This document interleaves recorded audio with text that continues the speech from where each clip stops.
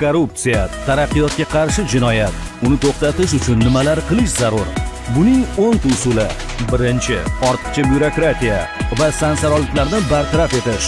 Ikkinchi, davlat idoralarining jamoatchilik oldida hisobdorligini oshirish.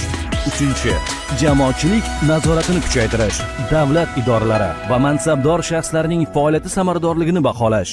To'rtinchi, davlat xizmatlarida inson omilini kamaytirish. Zamonaviy texnologiyalarni keng joriy etish. Beshinchi, byudjet xarajatlarining ochiqligi va shaffofligini ta'minlash. Oltinchi, davlat xizmatchilarini moliyaviy rag'batlantirish va ijtimoiy qo'llab-quvvatlash.